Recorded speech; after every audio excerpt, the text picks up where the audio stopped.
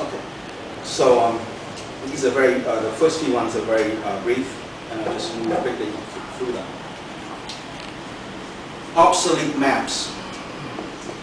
There are spots on your body that are never touched or seen, nearly impossible to reach even. Connoisseurs of the human body don't know what to call them. Borders, where bones always nudge against the fuzziest skin, where inside and outside are confused and flushed. Processed food. On my hands and knees, I reached behind the Bauhaus of her stained porcelain bowl for a rainbow of M&Ms. Trinity. Out of her laboring hole, her husband's head. Though full grown, it was blind and beardless. She slapped it when it demanded. Songs and teats, asymmetrical, they lay next to each other, a mingling of breath, dirt, and saliva. Sick of the one, she gave birth to another.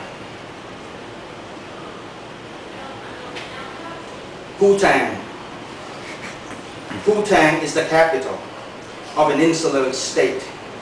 Its rail service is perpetually understaffed. Liquid, always sluicing, her overflowing body seeps through her blouse and jeans. Her eyes leak through their shut eyelids. Her breasts bead and drip in the sun into a defined puddle. Gases. The articulated gas and lung discharge that bind and distress. The accidental hiss. Bridesburg's mushroom always discuss plumbing. Wiping. For drying or cleaning until you don't see, of course. Pondering wiping, I picture the clean, dry bodies of nuns, nurses, and armless soldiers. A fairy tale. In the moonlight, he hoists himself up the funky, kinky hair tangling down the rugged, leaning tower, trying to tag his dusky reward before the moon struck midnight. Ductless gland.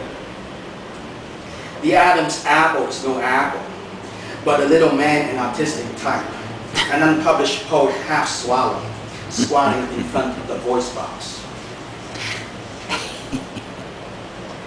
Bardic.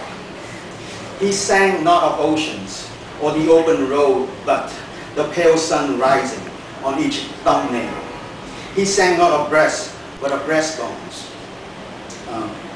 I didn't just make that up out of thin air. There is a sun rising on each thumbnail. Curriculum vitae. Barber / shrink. Nurse / butcher. Surgeon / chef. Plumber / philosopher. Slasher / slasher. Negligible. Like male nipples, the belly buttons, fairly pointless, a dumb ornament, a cheap souvenir from a forgotten trauma. One only misses one's belly button as one is hacked away from it. This one's a little longer. You can't talk about the body without talking about holes. Holes. Okay, holes. Holes all over the damn body. Not all holes are equally precious. 6 or 7 holes, it depends on what you consider a hole. It needn't be darkened. It can be lit from inside, a mess of marmalade or an ammunition dump, sandbag, and barbed wire. Such a nice, fresh hole. Such a rosy, tender hole. Such an eloquent hole. I peep at that sad hole through the sorry peephole. Open it wide, but not too wide. Let's air out this generic pole. Okay, so next one is called assholes.